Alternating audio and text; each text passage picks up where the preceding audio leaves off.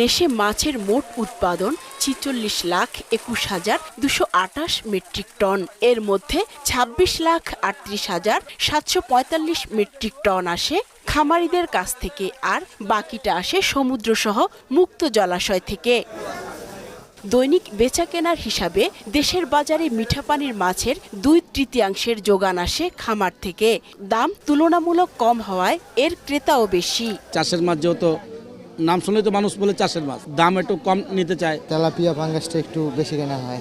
Tilapia, পাঙ্গাস, মিরকা, silver এগুলো খায় গরিব মানুষ। International food policy research institute ইফরির তথ্য মতে পুকুরে মাছ চাষের কারণে গত 3 দশকে উৎপাদন বেড়েছে প্রায় 6 গুণ। এ ধারা ধরে রাখতে উন্মুক্ত জলাশয় নিরাপদ রাখার বিকল্প নেই। চাষের মাঝে আমরা কৃষি জমি এটা যেন আমরা না হারাই। বিশ্ব খাদ্য ও কৃষি সংস্থা বলছে, বিশ্বে প্রাকৃতিক সম্পদের বিচারে মাছের যথেষ্ট আকাল রয়েছে।